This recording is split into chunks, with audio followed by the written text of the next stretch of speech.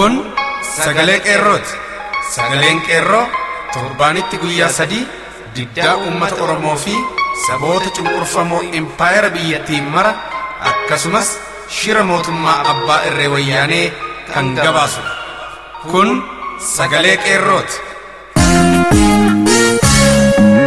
Sadaasa torba bara 2014 akkam jirtu dhaggeeffattoota keenya kabajamuuf jaallatamu.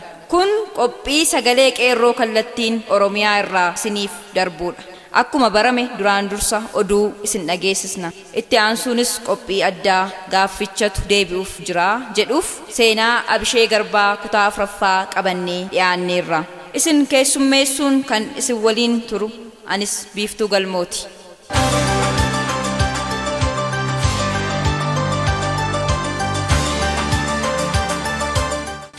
Amma hangafoota oduu.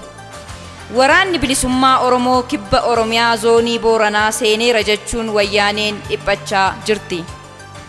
Yuunivarsiitii Walqixxee keessatti diddaan barattootaa eegale. Yuunivarsiitii Harammayaa keessatti guyyaan fincilli diddaa garbummaa Sadaasa 9 yaadatamee oole. Yuunivarsiitii Amboo keessaa barattoonni 415 barnoota dhaabuun isaanii mirkanaa'e. Babal'ina oduuf jaal tokkicha murteessaa.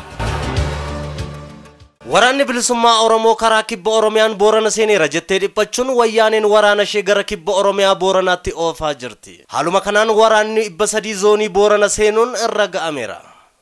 Yuunivarsiitii Walqixxee keessatti diddaan barattootaa eegaluun mirkanaa'eera. Barattoonni kun akeeka saba keenyaa fi jaallan keenya wareegamanii galmaan ga'uu qabna jechuun fincila isaanii yaadannoo Sadaasa 9 wajjin wal qabsiisuun finiinsaniiru. Barattoonni kun wal gurmeessuun dhaadannoo garaagaraa qabachuun yuunivarsiiticha to'achuun isaanii dhaga'ame. Dhaadannoo isaan yuunivarsiiticha keessatti mamaxxansanii fi qabatanii ba'an keessaa lafti Oromiyaa kan Oromooti, nuti qeerroon ilmaan Oromoo hanga walabummaatti ni falmanna, hidhaa fi ajjeechaan ejjennoo keenyatti nu cimsa malee kaayyoo keenya irraa of duuba nuun deebisu, filannoo dharaan uummata keenya gowwoomsuu hin dandeessanii kan jedhanii fi kan kana fakkaatan yoo ta'an, dhaadannooleen kunis bifa diimaa magariisa diimaatiin kan barreeffame ta'uunis hubatameera. Kanarraa ka'uutiin wayyaanonni mooraa yuunivarsiitichaa marsuun sodaa cimaatiin sakatta'insa cimaa gaggeessaa jiraachuu isaanii gabaasaan qeerroo bakkichaa ifa godheera. Yuunivarsiitii Harammayaa keessatti guyyaa fincila diddaa garbummaa akka gaariitti kabajame. Guyyaan fincila diddaa garbummaa Sadaasa 9 barattoota yuunivarsiitii Harammayaan hordoffii diinaa jalaa miliquuf jecha guyyaa kaleessaa Sadaasa 6 mooraa yuunivarsiitichaa keessatti haala ho'aa ta'een kabajamee ooleera. Kabaja ayyaana kanaarratti jaallan wareegamanii fi yaadannoon kabaja erga ta'ee fi booda walaloolee garaagaraa dhiyeessuun akkasumas ibsa ejjennoo baafachuun qabeenyaa fi dandeettii qabnu hundumaan qabsoo bilisummaa Oromoo cina ni dhaabbanna jechuun qarshii 615 qabsoo bilisummaa Oromoof gumaachaniiru. Haaluma wal fakkaatuun Oromiyaa keessatti guyyaan fincila diddaa garbummaa Oromoo kabajamuu eegaluun beekame. Yuunivarsiitii Amboo keessatti barattootni Dipaartimentii Agriculture and Bioprocessing ta'an 415 barnoota dhaabuun isaanii mirkanaa'e. Barattoonni barnoota dhaaban kun barattoota waggaa 2ffaatii hanga 5ffaatti barachaa turan yoo ta'u, wayyaaneen dipaartimentii kana ofumaaf jalqabdee barattoota kana irratti ramaddee barnooticha waggaa hamma kana erga baratanii as gahanii booda dipaartimenticha akka kaampaasicha keessaa haqamu taasisuun ishee ta'ee adda ta'ee fi addunyaa irratti hanga ammaatti hin mul'anne ta'uun balaaleffatameera. Wayyaaneen ta'e jettee umurii barattoota kanaa qabeenyaa fi humna isaanii qisaasuuf kan kana goote yoo ta'u, qulqullina barnootaa balleessuun dhaloota doomsuuf karoora baafattee turteen manneen barnootaa hunda irratti dabballoota hoogganaa fi basaasaa kaa'uun kaarikulamii sirna baruu fi barsiisuu biyyattii itti gaggeeffamus akka hin jirre gochuun laaqaa turuun ishee ifa galaadha. Dhumarratti waamicha qeerroo bilisummaa. Sadaasni 9 guyyaa Oromoo fi Oromiyaan garbummaan naga'e jedhee walii galee fincila diddaa garbummaa uummataa guutuu biyyaa keessatti kaasedha. Lafa kanarratti akka namaatti uumamanii akka namaatti jiraachuu dhabuun salphina. Kabaja namummaa ofii fi biyya irratti uumamaniif jecha gumaata barbaachisu hunda baasuun ulfina. Sadaasa 9 Oromoon jaarraa tokkoo fi walakkaa garbummaa jalatti kiyyeeffatamee bulu qolee isaarraa darbachuuf walii galee dide. Mirga namummaa isaa abbaa biyyummaa isaa mirkaneeffachuuf socho'e tarkaanfii seenaa qabeessa fudhate. Kanaaf jaallan qabsoo kana irratti kufan kabajaan yaadachuun Sadaasa 9 Oromoon hundi bakka jirutti kabajee akka ooluuf qabsoo bilisummaa Oromoo galmaan ga'uuf waadaa isaa xiiqiin haaromsatee qabsoo haaraaf akka of qopheessu waamicha keenya cimsinee dabarsina. Kabajni Sadaasa Sagal Oromiyaa keessatti eegalee jabaatee itti fufuu qaba. Qeerroo bilisummaa. Oduun keenya har'aa kanuma, qophiilee afaan waliin turtii gaarii.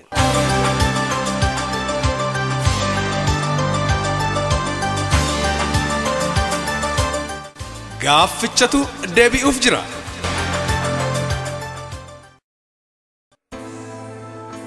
Baratu bara milkiitii baha falmadhaa.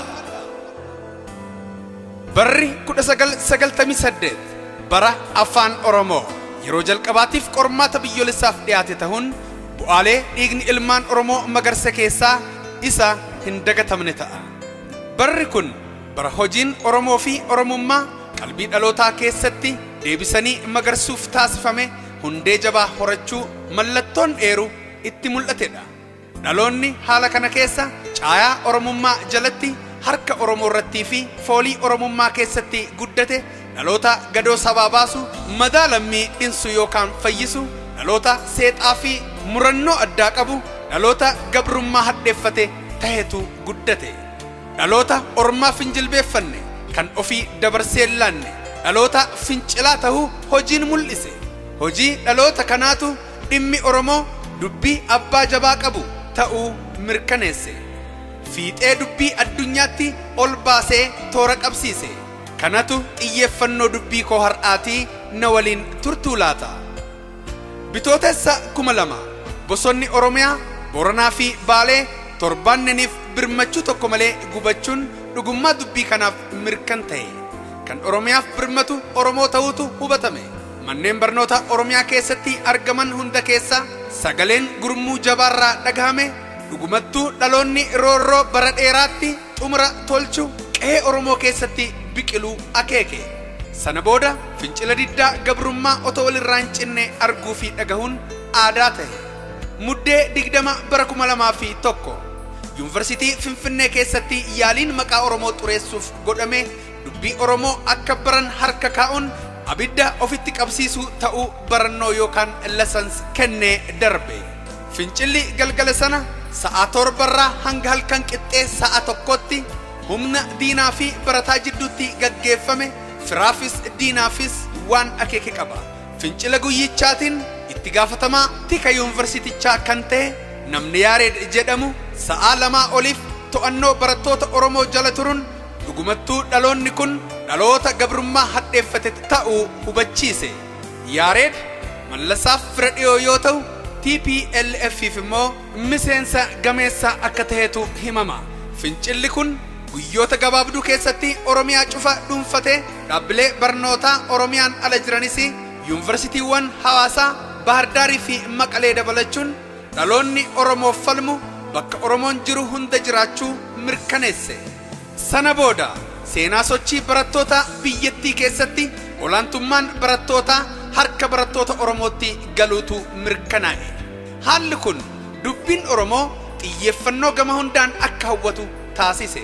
Eebila 2001 sochii walabummaa barnootaa yookaan academic freedom qabatee yuunivarsiitii Finfinnee keessatti ka'e tarsiimoo dhokataa hogganni barattoota Oromoo guutummaa barattoota biyyattii warraaqsu itti fayyadame ta'uun bal'inaan kan hubatame bubbultii booda ture. Sochiin gaaffilee bu'uuraa freedom of free speech, the right to assembly, removal of armed police from the campus qabachuun eegale fincila jabaa kaasee guutummaa Finfinnee dhuunfachuun hanga masaraa wayyaanee irraasuutti furga'e. Warraaqsa kanaan yuunivarsiitiin Finfinnee waggaa tokkoof cufamuuf dirqame. Kun taateewwan seenaa qabsoon Oromoo gama hundaan olaantummaa qabaachaa deemuu eeran keessaa tokko. Yuunivarsiitiin Finfinnee waggaa tokkoof cufamuun sochiin barattoota Oromoo caalaatti akka hundee horatu haala anjesse. Fincilli diddaa gabrummaa eebila 20 bara 2002 magaalaa Naqqamteetti dhalate bultii gabaabduu keessatti Ambootti tarkaanfate. Yeroo gabaabduu keessatti akka bishaan samiirraa dhangala'ee dambaliin fincilaa Oromiyaa dhuunfate. Kun caasaan barattoota Oromoo kallattii hundaan wal qunnamsiisu diriirfamuu mirkaneesse. Yeroo kanatti warri wayyaaneef ergaman rasaasaan malee qaroomina ittiin fincila to'atan akka hin qabne addunyaaf himan.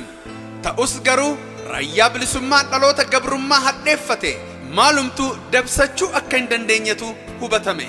Bara 2003 mootummaan wayyaanee diddaa dhalootaa jabaachaa dhufe kana ukkaamsuuf waa hunda yaaluuf dirqame. Kanaaf yerichatti wiirtuu fincilaati jedhamee kan shakkamu yuunivarsiitii Finfinneetti xiyyeeffatte. Wiirtuun tikaa Sududaan waajjira ministeera muummichaan abboomamu dhoksaan yuunivarsiiticha keessa maaddeeffachuutu hubatame. Wiirtuun kun odeessa sochii barattootaa eeru dursee funaanuu qofa osoo hin taane haala ittiin gamtaa barattootaa diigurratti hojjechuu jalqabe. Haala kanaan namicha yerichatti pirezidantii Oromiyaa ofiin jedhu waliin ta'uun barattoota gidduutti garaagarummaa uumuuf harka seensifachuuf yaalii eegalan. Namoota hoggana kana sochoosu jedhaman adamsuun bifa adda addaan hiraarsuu fi yaaddessuuf basaastota meeshaa waraanaa hidhatan heddumminaan barattoota fakkeessuun yuunivarsiiticha keessa facaasan. Barattoota dantaan gowwoomfaman gariin isaanii afaan Oromoo haa dubbatan malee dhiiga Oromoo kan hin qabne qubaan funaanuun maallaqa guddaan sochii jiru dura akka dhaabbatan yaalan. Haa ta'u malee haalli kun akka salphaatti kan hojiirra oolu hin taane. Amma gama lachaninuu qabsoon jabaataa deeme. Barattoonni Oromoo golli diddaa gabrummaa bal'atee bu'uura hawaasaa akka dhuunfatu balbala dabalataa saaqan. Oromoo Youth League ijaaramuu odeessi eeru dhagahamuun wayyaanee biratti rifaasuu dabale. Otoo xinnoo hin turiin liigii dargaggoo jechuun bakka hundatti waajjira saaqanii dargaggoota hawwachuuf carraaqqii eegalan wayyaanotni. Kun wal'aansoon gama lachaniinuu deemu jabaachaa deemuuf mirkana. Amajjii 2004 labsiin Oromoo Finfinnee keessaa buqqisuuf ba'e waliigala Oromoo biratti diddaa kaase. Akka kanaan sochiin duraan harka guddaa barattoota irratti hirkatee ture bu'uura bal'ifatee qaama hawaasa hundaa seene. Hiriirri mormii Finfinneen handhuura Oromiyaati jechuun waldaa Maccaa fi Tuulamaa fi gamtaa barattootaan qophaa'e Oromoon 100,000 lakkaa'amu fardaa fi lafoo hiriirsuun dhugaa kana mirkanse. Kun diinatti yaaddoo jabaa ta'e. Sababa kanaan barattoota Oromoo yuunivarsiitii Finfinnee keessa jiran hunda duguganii ari'uun furmaata waan ta'u itti fakkaate. Garuu dhaloota gabrummaa hadheeffatee fincile hidhaa fi ajjeechaan akka hin gufachiifne hubatame. Hinumaayyuu haalli kun gamtaa Oromoo jabeesse. Diddaa jabaa tarkaanfii kana booda dhufetu dhugaa kanaaf mirkana. Sadaasa 9 bara 2005 qaanqee diddaa gabrummaa Amboorraa faca'e akka rooba arfaasaa gungumee mandiisuu fincila diddaa gabrummaa Oromiyaa hundaa kaase. Amboo, Shaashamannee, Dambidolloo, Gimbii, Naqqamtee, Baakoo, Haratoo, Geedoo, Tuqurincinni, Gudar, Giincii, Jalduu, Kaachis, Fiichee, Holotaa, Buraayyuu, Sabbata, Walisoo, Diilallaa, Bishooftuu, Adaamaa, Haramayaa, Awwadaay, warra Jaarsoo, Innaangoo, Moojoo, Tolee, Jimma, Kofalee, Shaashamannee, Machaaraa, Micataa, Harooreessaa, Gaadullaan, Giddaa, Qoree, Asaasaa, Kombolchaa, Xunnoo, Dangaggoo, Ciroo, Qeellam, Doobbaa, Gindhiir, Habroo, Mattuu, Daarimuu, Direedhaa, Galamsoo, Baddeessaa, Asaboot, Baddannoo, Mi'eessoo, Bordoddee, Daarolabuu, Gololcha, Calanqoo, Nageellee, Karrayyuu, Baate, Karaamiillee, Harar, Qobboo, Laangee, Masala, Awaash, Dhidheessa, Guttiin, Haroosabbuu, Gibee, Hiirnaa, Roobee, Zuwaay, Mandii, Qilxukaarraa, Boojjii Coqorsaa, Najjoo, Jaarsoo, Baabboo, Gambeela, Beegii, Anfillo, Muggii fi kanneen hafan hedduu balballi Oromoo lakkooftuun itti hin baane hundi gaafas waamicha fincila diddaa gabrummaa dhaaba isaanii adda bilisummaa Oromoo ABO'rraa dhihaateef dhagahee awwaatee mirga isaaf fincile haqa isaaf diina lole. Qotee bulaan Oromoo diinatti karaa cufee waan harkaa qabuun diina waraane. Sadaasa 9 bara 2005 guyyaa sabni walii galee sagalee tokkoon bilisummaaf dubbate irree tokkoon akeeka tokkoof dhaabbate Oromoof guyyaa seenaati. diddaan akka kanaan otoo walirraa hin cinne hundee horachaa bu'uura hawaasaa dhuunfachaa deeme afaan qawweetiin dhowwuun hin danda'amne. Kanaaf diinni sossobuu fi sobuu akka furmaataatti fudhate. Murtee Finfinneen handhuura Oromiyaa miti jedhee dabarse labsiin diigee Finfinneen handhuura Oromiyaa ta'uu qabdi jechuun halkan tokkotti labsii dabarse. Finfinnee keessatti gamoo yoo ijaarre hin mul'atu jedhanii isa qoosaa turan yeroof dagatanii aadaan Oromoo Finfinnee keessatti akka dagaagu giddugala aadaa Oromoo ijaaruuf murteessine. Manneen barnootaa afaan Oromootiin barsiisan Finfinnee keessatti ijaaruuf murannee kaane jechuun waa hedduu soban. Kuni hunduu diddaa dhalootaa muddee isaan qabe ofirraa qabbaneessanii hara galfachuuf malee dhuguma gaaffii Oromoo deebisuuf fedha horatanii akka hin taane beekamaa ture. Kanaaf harka lafa jalaan shira hojjechuu itti fufan. Caasaa mana barumsaa fi bulchiinsa barnootaa hundaa jijjiiran. Akka kanaan manni barumsaa kamuu bulchiinsa gandaatiin akka bulu ta'e. Itti gaafatamaan mana barumsaa miseensa dhaaba ergamtuu isaanii OPDO ta'uu akka qabu dirqamni bahe. Kanaaf caasaan mana barumsaa hundi to'annaa dabballee jala gale. Qaamni dhokataan command post jedhamu haala kana akka to'atuuf manneen barnootaa sadarkaa hunda keessatti ijaarame. Qaamni kun humnoota basaasaa barattootaa fi barsiisota fakkaatanii manneen barnootaa keessatti ramadaman irraa ijaarame. Hojiin qaama kanaa hawaasni mana barumsaa fi bulchiinsi barnootaa cufti hoggana dabballee yookaan kaadiree siyaasaa jala akka galu to'achuuf barataa fi barsiisaa dammaqinsa qaban bifa adda addaatiin goolanii humna dhowwuu bakka isaanii dhawaata miseensa dhaaba OPDOtiin dhuunfachuu ture. Akka kanaan ilmaan Oromoo dhugaa saba isaaniitiif dhaabbatan hedduun gaaga'aman.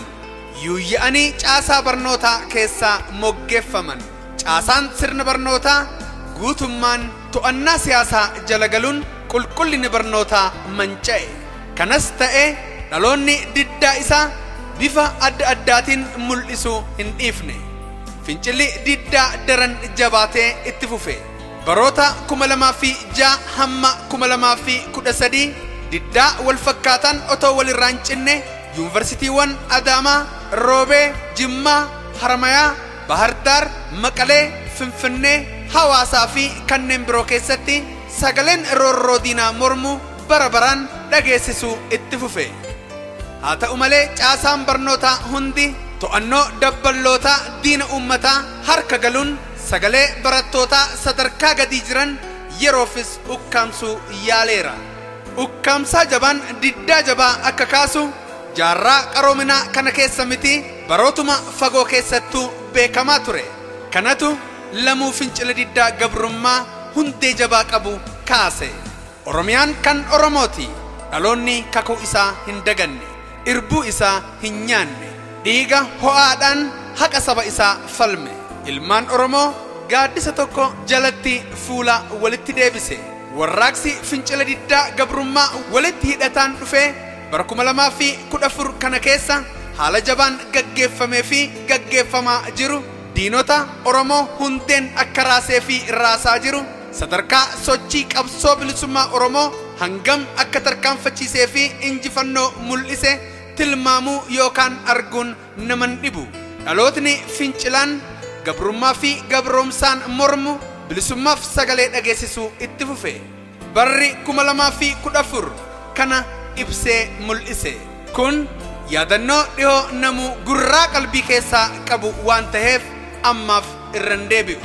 Oromoof barri 2014 bara wal hubannoo fi dammaqinsaa ta'uu qofa yaadannee anis dubbii kootti xumura tolcha. Barruu koo kana keessatti wal'aansoo bara dheeraa dhaloonni kun itti jiru keessaa hanga xiqqoo yaadachuufanii malee waliigala sochii baroota dheeraa kana keessa ture xiinxaluuf hin yaalle. Wareegama hanga har'aatti bahe herreguufis hin kaane. Yeroon galmeen herregaa socho'ee wareegama dhalootaa itti yaadannu fuula dura keenya jiraachuu hubannee amma isa wareegamaa fi jirru harkaan gahachuuf saffisa tarkaanfii keenya jabeeffachuu sochii keenya bal'isuu fi dhaabbatummaan itti fufuutu nu baasa. Kuusaan dhiiga dhalootaa gatii qabaachuu qaba. Gatii kanatu bilisummaa saba keenyaati. Warra kana lagatan, dugda itti galan, irraa baqatan yookaan gurguratanii nyaatan dhiigni dhalootaa isaan haa cubbisu. Sadaasni 9 guyyaan yaadannoo fincila diddaa gabrummaa bara baraan ni yaadatama. Ilmaan Oromoo sabboontotaa fi qabsaa'ota fincila diddaa gabrummaa fi qabsoo bilisummaa Oromoo keessatti wareegaman bara baraan ni yaadatamu. Horaa bulaa deebanaa. Qeerroo bilisummaa Sadaasa 7 Jiituu Lammiitiin kan qophaa'e.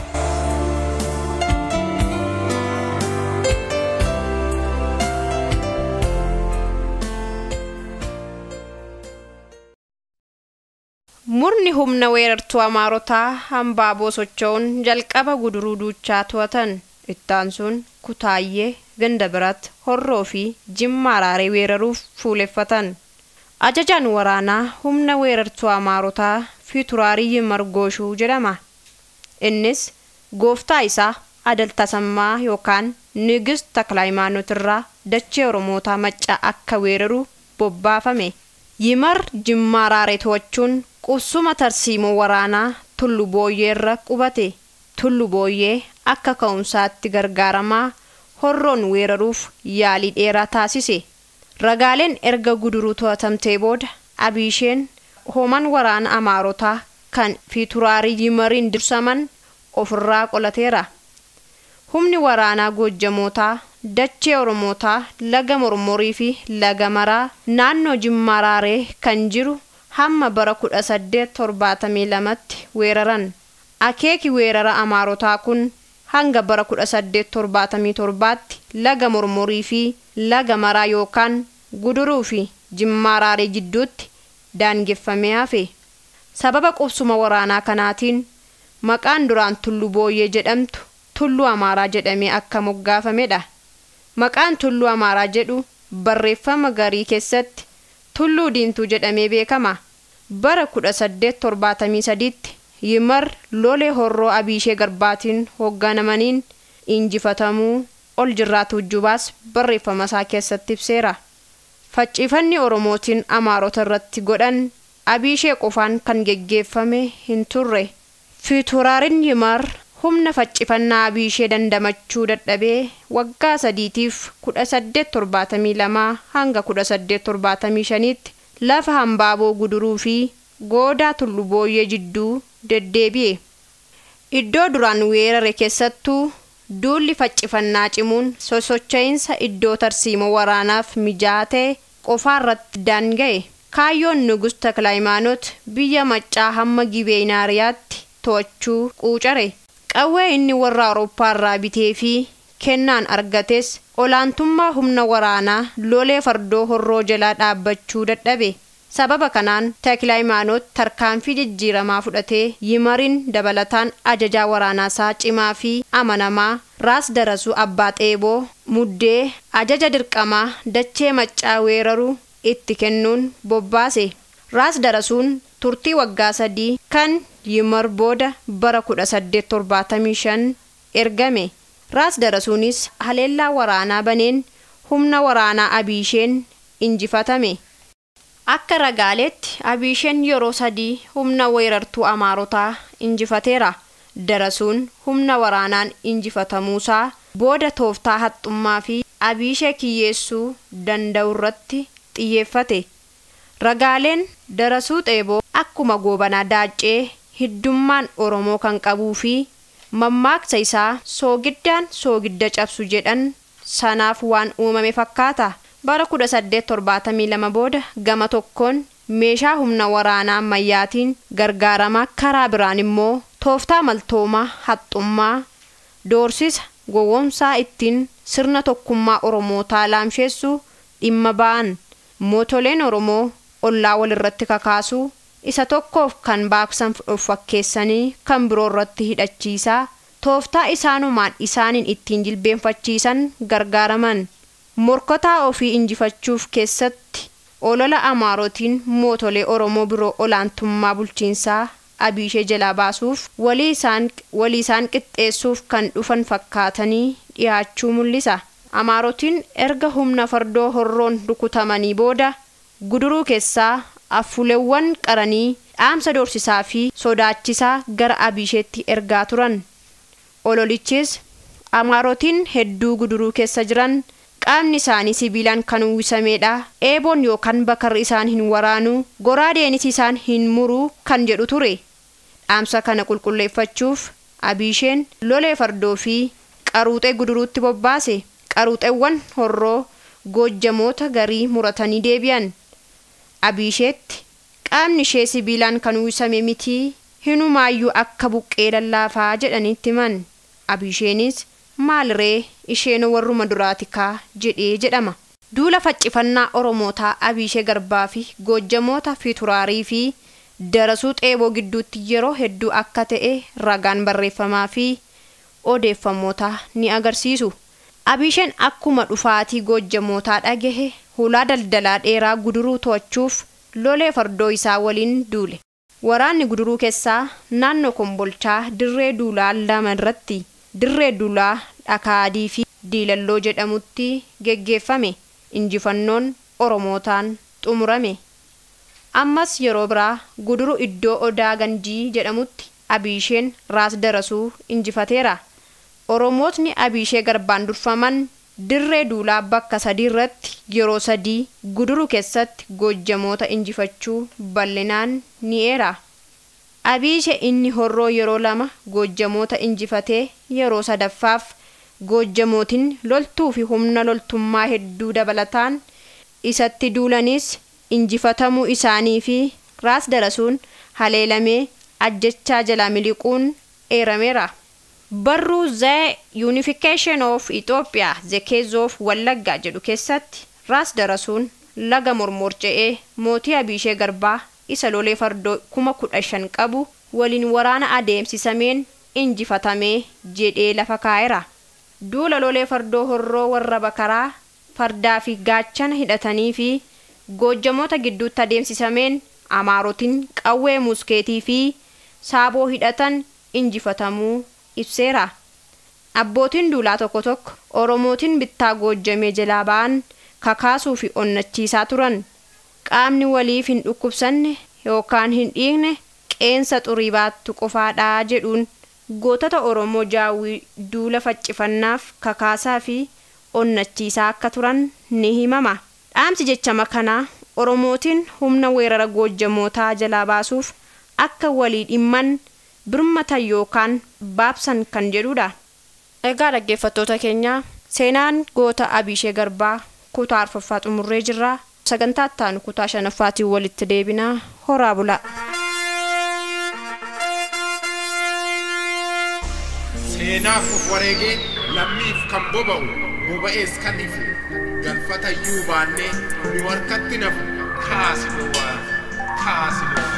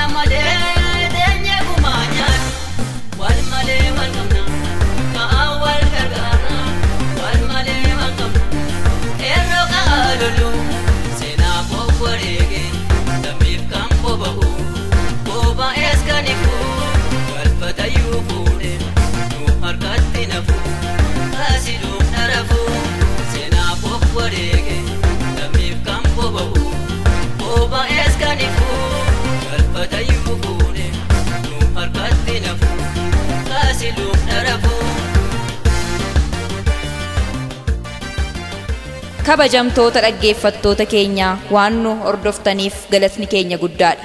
Qophiin keenya har'aa kanumaan raawwata. Sagantaa itti aanutti hanga walitti deebinutti nagaan nuuf tura. Injifannoo uummata Oromoof. Gadaan gadaa bilisummaati.